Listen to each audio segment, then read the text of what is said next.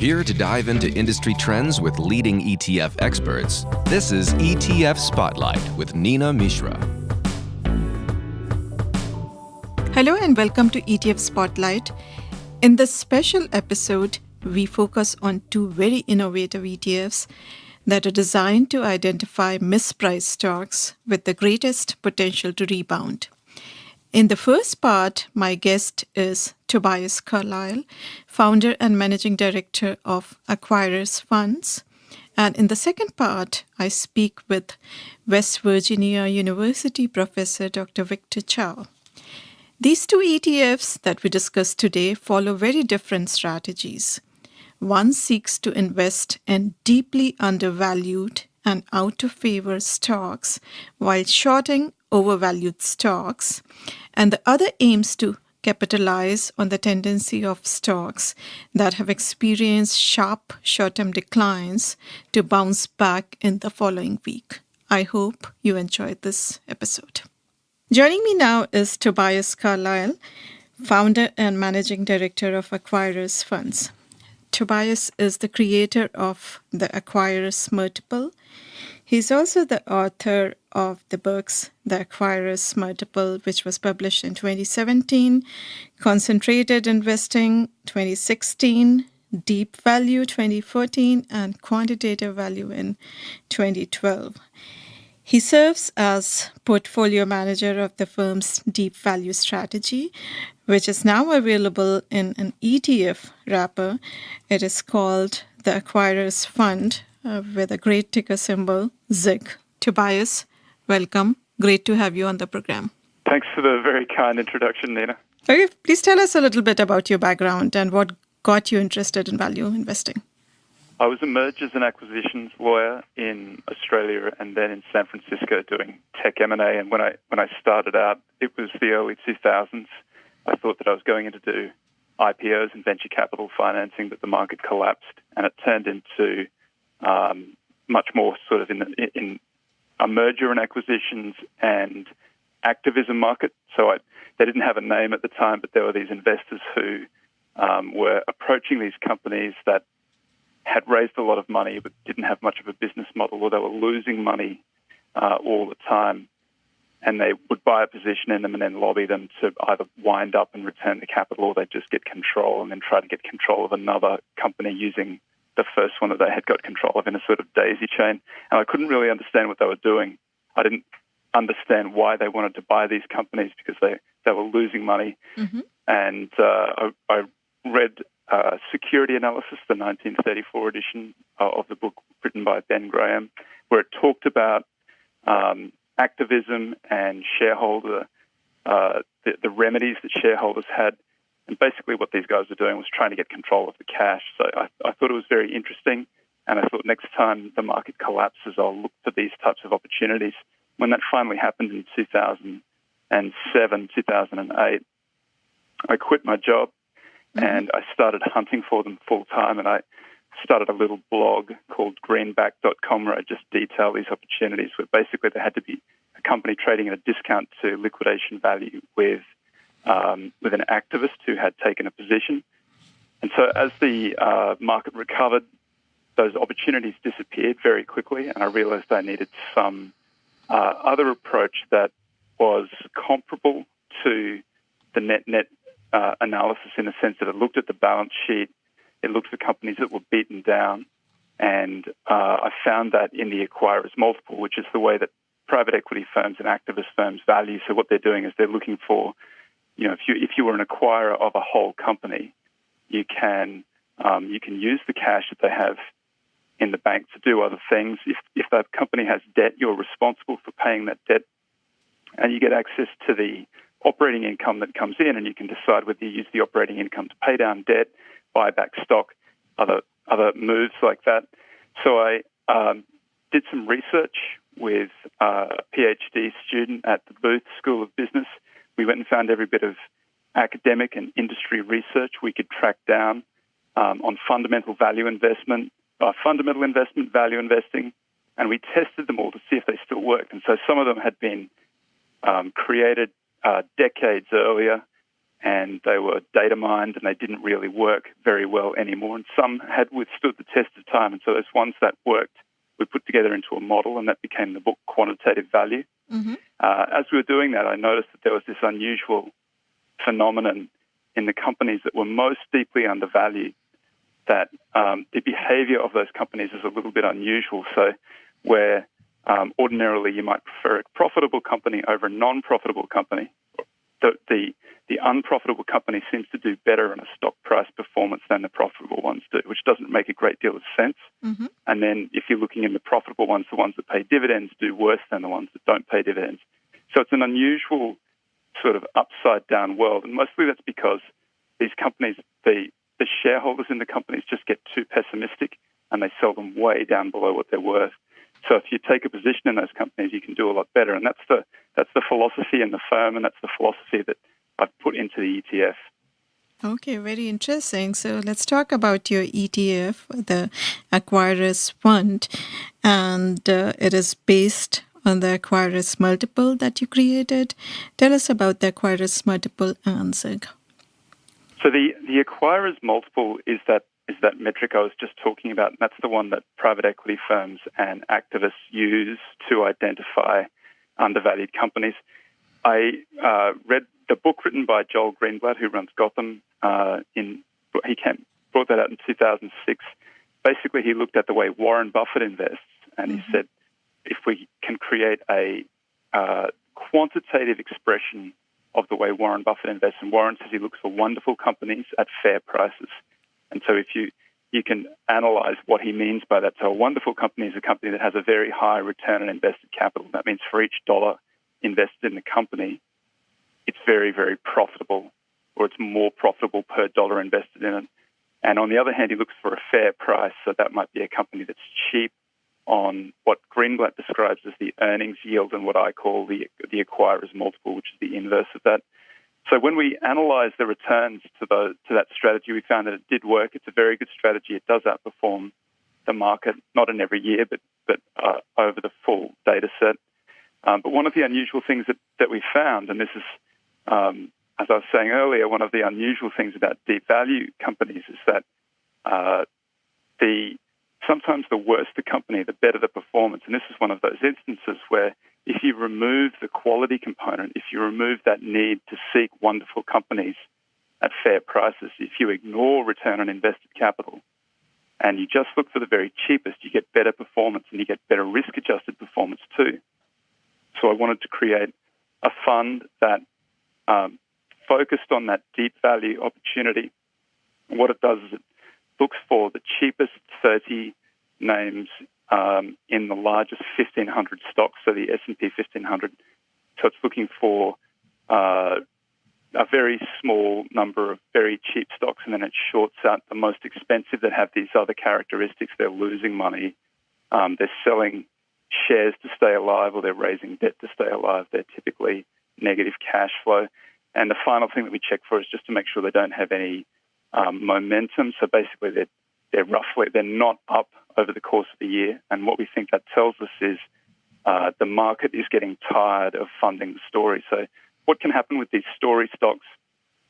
The narrative about the company, the story diverges so wildly from the underlying reality reflected in the financial statements that it doesn't matter for a long time, because people are not buying these things on the basis of what the financial statements look like now. They're trying to see where these things are going to be in 5 or 10 years' time.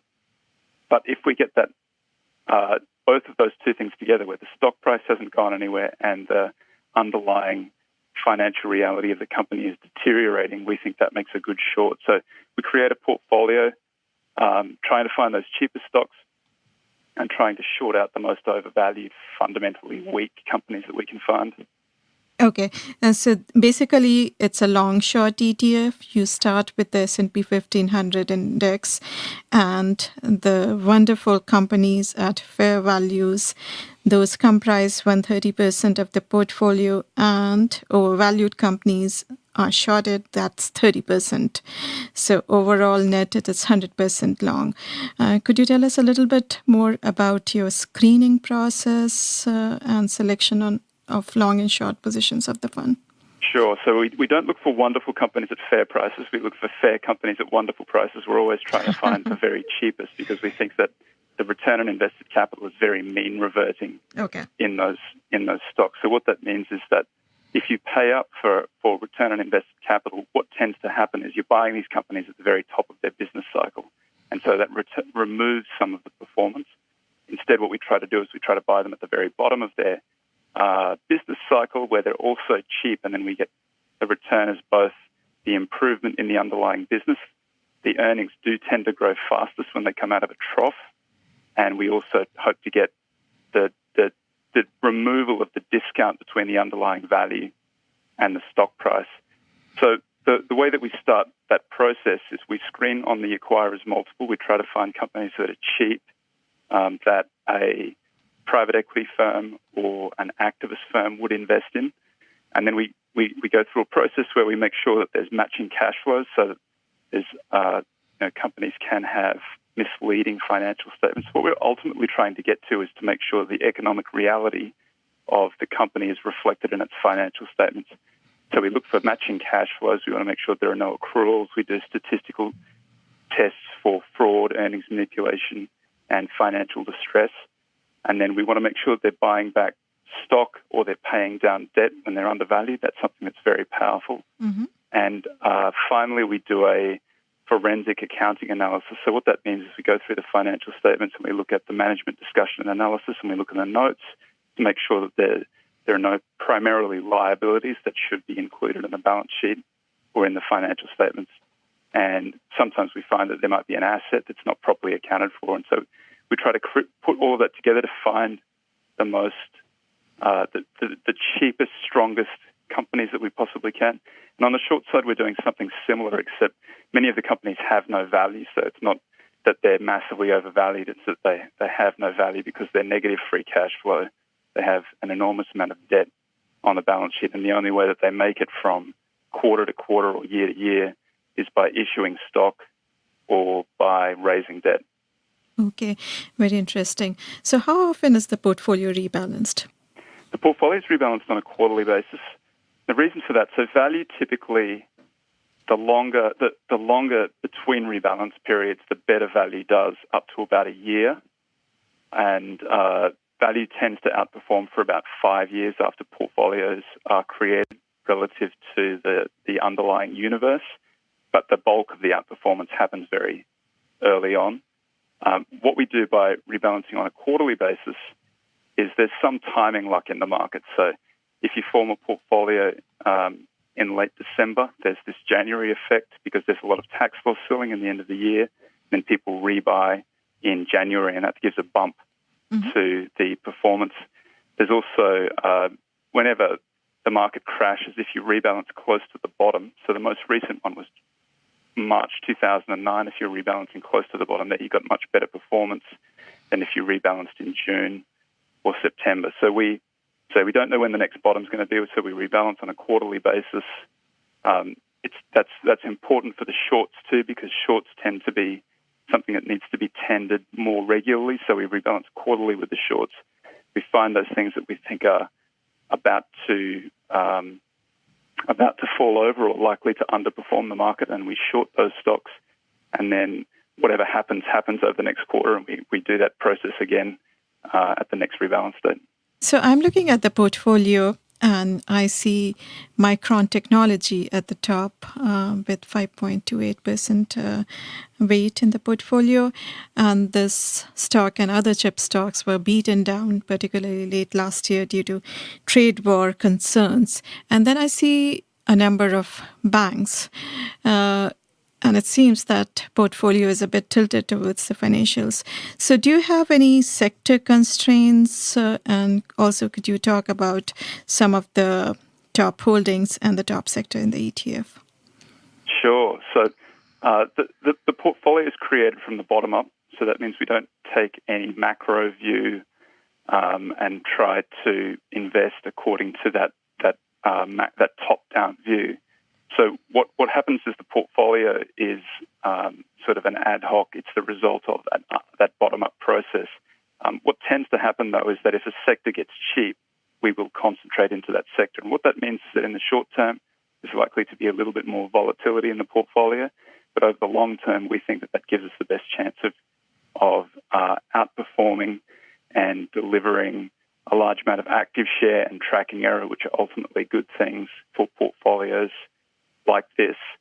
But the reason that there's a tilt right now towards the financials, and we hold a lot of insurers and a lot of banks, is because we think that those are particularly undervalued. It's the cheapest sector in the S&P 500, cheapest sector in the market if you look at any of the ratios, and it's unusually cheap going back over the last 10 or 20 years. So we've concentrated into it because we think it's undervalued, and we think that the market is probably still too focused on the events that happened 10 years ago when these are materially different companies now. They're better capitalized than they were.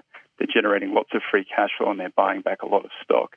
So that's why we tend to be long those types of companies. On the short side, we've got a lot of software, a lot of the software industry, because those companies there's been this narrative in the market that these companies can grow at a very high rate for a very long period of time. They will become immensely valuable, and nothing else will be able to compete with them, which is a similar story to the one that we heard in the late 1990s about the first round of dot-coms. I think that the financial statements of these companies really put that narrative to the lie, and you can see that they are, for the most part, they're carrying debt, they're negative free cash flow, and they really have to do something special to get out of that situation. So we tend to be long cash flows and short negative cash flows. So I agree with you that banks look very cheap, and even though they are much better capitalized, they are much stronger now. But some analysts believe that they are cheap for a reason, and particularly in the falling rate environment, do you think that banks can rebound? Because the earnings over the past few years were boosted by rising interest rates, and now the Fed may start cutting rates. So what are your thoughts on bank earnings and profitability going forwards? Yeah, I think that falling rates help banks. I think that the reason that banks are undervalued at the moment is because it looks like we're going into a rising rate environment rather than a falling rate environment. I think that either way, what tends to happen with these deep value stocks is that the market tends to overreact one way or the other, and that whatever the event happens to be, whatever the next thing happens to be, it's not as bad as the market has priced it now. So I think that, and this is a phenomenon that I see over and over again in all deeply undervalued stocks, is that the market just overreacts to what it thinks is going to happen, and then the reality is often much better than the expectation of what was going to happen, and they re-rate. And that's exactly what we're trying to capture, that where the expectations are far too dour, they're far too low for these companies, and just delivering on what they have been doing will be enough to see them trade at a much higher level. Okay. Talking about value stocks in general, not just banks, value has underperformed growth for the past several years. And Warren Buffett, who is the high priest of value investing, even his company, Berkshire Hathaway, recently took a position in Amazon. They bought about $1 billion worth of Amazon stock, though it was bought by his lieutenants, not Buffett himself. So do you think value can finally get its groove back? Yes, I do. This is not the first time that value has underperformed. Value has underperformed multiple times through the data, and there's lots of different data sets that we can look at. The French, Ken French of Fama French, has free data on his website where you can look at any number of different price ratios running back. In the case of price to book, it runs back to 1928, I think, and price to cash flow and price to earnings run back to the early 1950s. And if you could look at the performance of the most expensive companies, which sometimes are called growth, sometimes are called glamour, versus the most undervalued companies, the value portfolios, value has consistently outperformed growth, but it has had these series of periods where there have been where growth has outperformed value, and that's unusual, but it does happen. And so There was one in the late 1990s in the dot-com boom. It happened in the 1960s. It's happened on a regular basis. And every time it happens, everybody says this is the end of value investing. You might remember in the late 1990s, 1999, there was a famous cover of Warren Buffett saying Warren Buffett's lost his touch. I think that the way that you can analyze the likelihood of value outperforming growth is to look at the composition of the companies in those different portfolios. And right now, the portfolios, the spread between the portfolios, so you can actually value and you can value growth. The spread is as wide as it has been, as wide as it was in the 1990s, in the late 1990s. So that the undervalued stocks are cheap, very cheap relative to the overvalued stocks. The only thing is that because we've had such low interest rates and we've had a very long bull market, what has happened is the undervalued stocks are a little bit rich to their long-run mean, so they're about 50% expensive to their long-run mean. But the overvalued stocks are multiples 4 or 5 times as expensive as they have been. So to capture that spread in valuations, I think that you need to be long-short. I think you need to be short that most expensive portfolio of stocks and long the cheapest stocks. Mm-hmm. And so if you think about analogs, so that the early 2000s, after having a very similar spread to this, value did very, very well, and all you needed to do to capture that was to be long the undervalued stocks. In 2007-9, in that crash, value was expensive, and so was glamour, and both fell. The crash was felt in both glamour and value. I think this time value is a little bit expensive, but glamour is very, very expensive. And if you're long short, then likely you'll capture the large fall that's going to happen in glamour, and that should drive some reasonably good performance for a long short portfolio like ours. Okay, so we talked about some of the value stocks and the sector earlier. Could you talk about some of the glamour stocks that are shorted by the portfolio? I see Netflix there, which is one of the most expensive FANG stocks. Right. So Netflix is an interesting stock for this, because it's one that I've talked about on a regular basis and said, while I've always thought that Netflix is extremely expensive, I thought it was very unlikely that it'd ever be short, because I do think that the underlying business is okay. I think the underlying business is quite good. It's subscription revenue, which is a great business to have, because you know how much money is coming in every month. I think that the problem for Netflix, though, and it's something that perhaps that not a lot of us foresaw, was that it would be so easy to launch a competitor to Netflix. And so Disney has launched a competitor. There are any number of other. Amazon has a competitor that comes packaged in your Prime membership. So if you're looking for, when you sit down at night to watch something on your television, you might pull up your Apple TV, and there are any number of tiles that you can click on to watch something. So I think that the delivery mechanism has become a commodity, and really the thing that differentiates one service from another is the content. And the content is incredibly expensive to produce. So Disney has great content, and they've got very good at producing content. Netflix has to buy that content, and I think that they're unproven in their ability to produce it. So when they buy it, it's incredibly expensive, and so they're burning a lot of cash. They're burning more cash than they take in. Now, their view is that the content is going to be evergreen and it'll be good in years and years' time. But I think that content seems to age like old food now. Mm-hmm. So I think that we're short Netflix at the moment because it hasn't gone anywhere for a year. It's incredibly expensive. It's on a 95 acquirers multiple, 90 enterprise multiple. It's generating. It's got debt to the tune of almost $8 billion. PE ratio is 120, and it's generating negative free cash flow.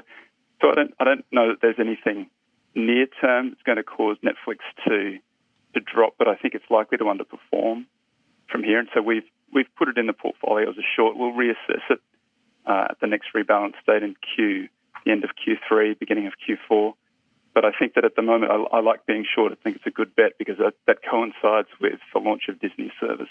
Yes, and Netflix will also be losing 2 of its most popular shows, The Office and Friends, within the next couple of years, because NBC is launching its own streaming service, and Friends will go to Warner Media's streaming service. So there could be some challenging times ahead for Netflix. Talking about this strategy, it's basically a very sophisticated long-short hedge fund-like strategy available in an ETF wrapper. And probably that explains the high expense ratio. It comes with an expense ratio of 95 basis points. But we have seen that ETF investors have become increasingly cost-conscious, and they tend to prefer cheapest ETFs. So what would you tell investors who are concerned about the high expense ratio of your fund? Well, I think there's two ways to think about it. One is that where the expense, the management fee is 79 basis points, and so the expense ratio is 94 basis points. There's 15 basis points of expense in there, and that's because we are charged on the basis of the short dividends. So we haven't actually had any shorts pay dividends, but it's a backwards-looking measure that assumes that the shorts will pay dividends as they have in the preceding 12 months. So that's where the 15 basis points of additional cost comes in. And then we've got 130% long, 30% short, so that means we've got a gross exposure of 160%. Mm-hmm. If you take the 79 basis points and you put it over a gross exposure of 160% and you scale that back to a 100% long fund, a comparable 100% long fund, that's about 50 basis points of exposure, which is not an expensive ETF for one like this. The other thing is that the strategy is one that if it was in a limited partnership wrapper and we approached an endowment, it's something that we could charge 1.5% with a 15% carry on. So compared to that, it's extremely cheap. I think that even with that 79 basis point management fee and that expense ratio, my expectation is that the alpha will be many multiples of that number. So we won't be capturing much of the value that the portfolio creates, and that should accrue to investors. So basically, this fund provides a very concentrated exposure to deep value strategy. How does this fit in a portfolio? Well, that's one of the things that we're most proud of. That what we have done is produced a fund that is long only 30 names and short 30 names. So if there are comparable funds out there that might be short hundreds of names and long hundreds of names, and it's difficult for each additional name in the portfolio to have much impact on the portfolio. And the reason why you would be long and short so many names is so that you can invest an enormous amount of capital in it. So the way that a portfolio, what a portfolio like this allows you to do is to take something else that might be a cheaper way of getting exposure to the market and putting the bulk of your money into something like that. And then if you want that very concentrated value exposure because you think that now is potentially a good time for value, you could put some smaller portion of your portfolio into it on the edge, and then you can be comforted by the thought that you're going to capture any value performance without having to put too much of the portfolio in it. So if it's not yet time for value, if value is still another year away from working, you can put a little bit in, rebalance as the year goes by. The only thing that I would say is that value has underperformed multiple times through the data set, and it can underperform for 5 years. And I think that this is the longest on record. This is now 12 years. Every time that value has underperformed for an extended number of years, it has caught up its underperformance. When it finally turns, it catches up very, very quickly. So it can be 7 months. In the late 1990s, it underperformed for about 5 years, from 1996 through to 2000, and then the catch-up was 7 months. And so I think that value will turn, and value will turn very hard and very quickly, and you want to have a little bit of exposure for when that happens. That makes a lot of sense. That's all we have time for. Tobias, thanks again for joining us. Thanks so much, Nina. I had a really good time. Great chatting to you. Joining me now is Professor of Finance at West Virginia University, Dr. Victor Chow. Dr. Chow developed the Chow ratio, which basically seeks to identify companies that have experienced sharp short-term declines and that could rebound back very quickly. Dr. Chow, welcome and thanks for joining us.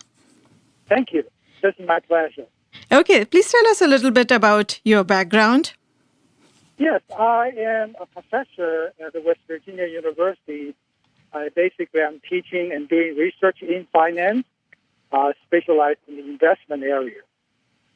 In addition, I'm also the CFA charter holder. Okay, so let's talk about your ETF.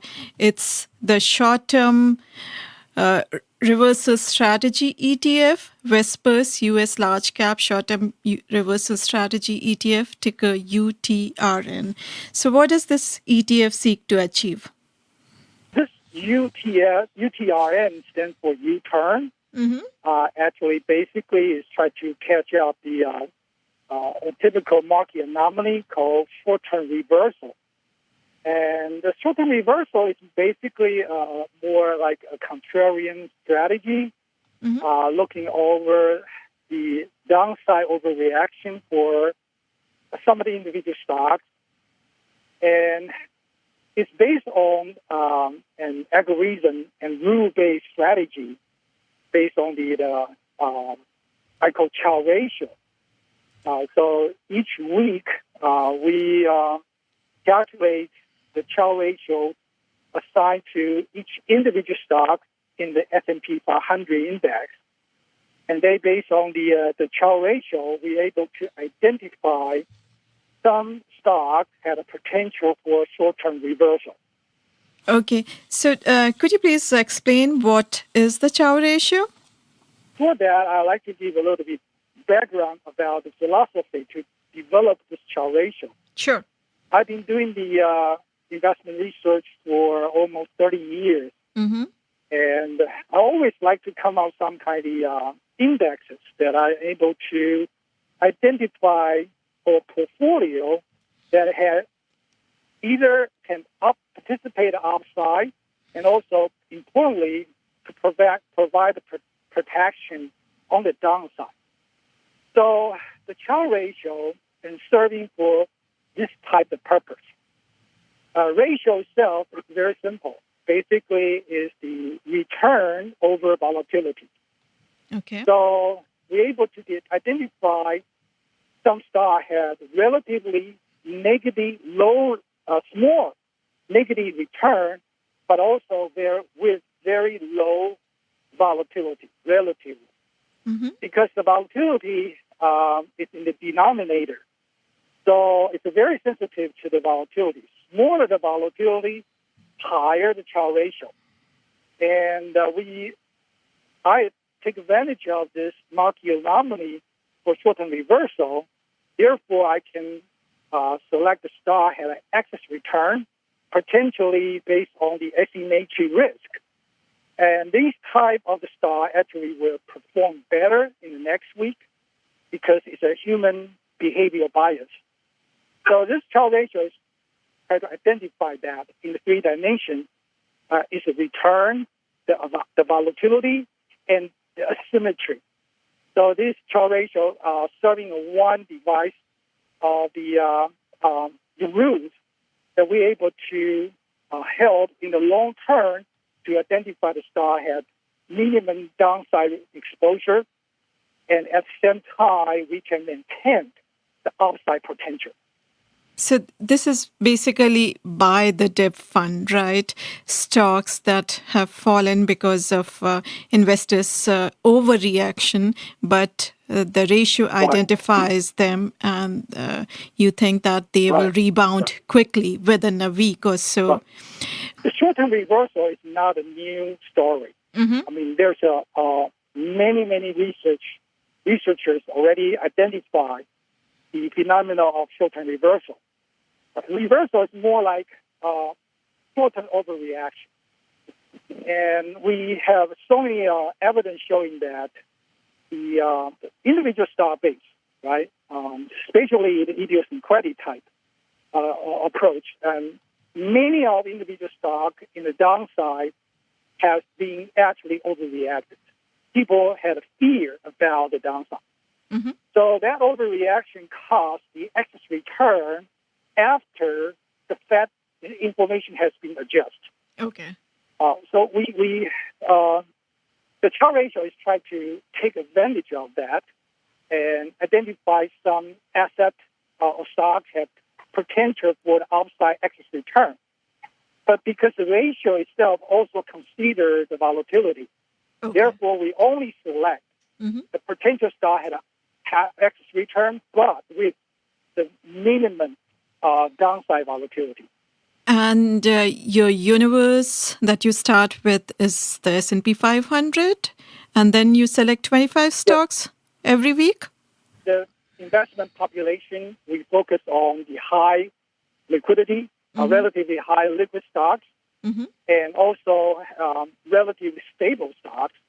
So we use large cap, and S&P 500 is a very clear target.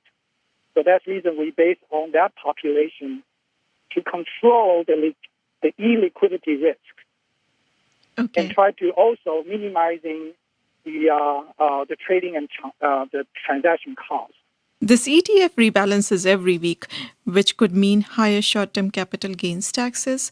Should investors be concerned about tax consequences? I'm glad you mentioned about this very important question. Yes, the reason we do short-term weekly rebalance is because this short-term asymmetry risk only occur in a short period of time. Okay. And if you think about the purpose of this strategy is try to hedge the downside risk. That's the goal. But for hedging purpose, it's very costly. For example, if you want to hedge your downside, you could buy a put option. But using the derivatives or other type of hedging vehicle is very, very costly. The Charles ratio, although we rebalance on the weekly basis, but if you compare the rebalancing cost to the hedging cost, they're actually much, much lower. And the tax issue is important because this rebalance was involving capital gain and loss.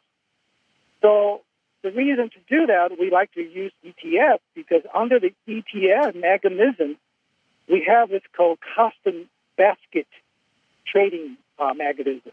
Yes. So in other words, you can create a custom basket for swapping the stocks inside the basket without actually conduct the monetary transaction. So this type of approach we can actually make this tax more efficient. In other words, reducing the realized capital gain and loss for tax purpose through the custom basket approach.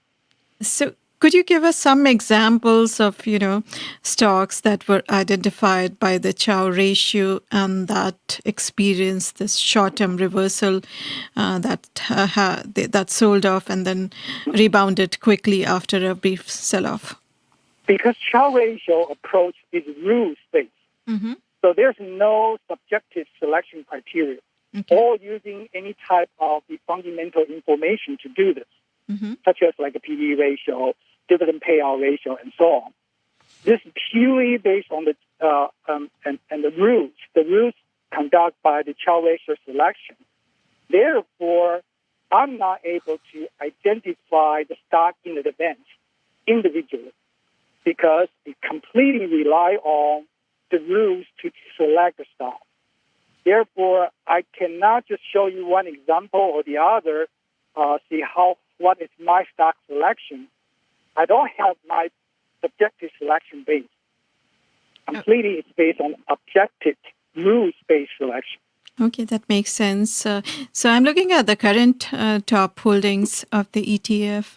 CF Industry is the top holding, and I see companies like Tapestry, 3M, PVH, Carnival. Could you talk about some of the top holdings in the ETF? Well, this holding here is really not subjected to any type of the fundamental selection criteria. it's coming out through the Chow ratio. Okay. Just like I said before, the Chow ratio is a balance between the return and volatility, and as well as asymmetry. Mm-hmm. So you can see some stock in short period of time, like weekly, they actually outperform other stocks. Basically, we can identify it. It's because they have relatively, the volatility actually relatively more stable than other ones. So we can see a lot of things is really based on the weekly volatility adjustment there. So I can not tell you exactly what type of the stock fundamentally change every week, but basically the volatility can indicate some of the phenomenon. That makes sense. Okay, so tell us how UTRN fits in an investor portfolio. I think this U-turn can be served as more like a satellite to the core portfolio, because this ETF could serve as more relatively defensive, conservative, but also had a potential to maintain the upside. So serving as a good satellite portfolio to company with your core. Say, for example, somebody own the S&P 500 SPY, but at the same time, you can actually hold some U-turn to help you to protect primarily in the downside volatility. Historically, we can see that U-turn actually perform better when the stock market volatility coming out. Especially, you can compare like VIX. Right? We have observed just from the data, the U-turn excess return actually more positively correlate with the VIX, meaning that higher the VIX, larger the excess return that the U-turn could have. Therefore, U-turn could be used another vehicle for basically hedging a balanced purpose with relatively cheaper cost compared to other derivative type of product. So you mean to say UTRN tends to outperform in a more volatile environment? What happens when the market volatility is low? Yeah, when the market volatility is low, the U-turn is really not just underperformed. It just performed as not good as the core index. Okay. But since market in the top, everybody is chasing the top, then everybody a winner. So really, U-turn is not losing because everybody is just part of the big winning family. The point is a downside. When the market starts turning, that almost everybody actually turn down. Well, U-turn will turn down too, but it will much less. In other words, $100 drop to $50, 50%. But when you go back to $100, you need to gain another 100%. The U-turn will from $100 go down to $70. It will go back also 100%, will become $140. So that makes huge difference. And the product protects in the downside. Okay, that's very interesting. Okay, that's all we have time for. Dr. Chow, thanks again for joining us. No problem. It's my pleasure. I'm very, very happy to talk to you. Thanks for listening. I hope you enjoyed this special episode. If you want to learn more about these ETFs, please visit the ETF section of Zacks.com. If you want to learn more about these ETFs, please visit the ETF section of Zacks.com. Make sure to be on the lookout for the next edition of ETF Spotlight, and also make sure to subscribe. If you have any comments or questions, please email podcast@zacks.com.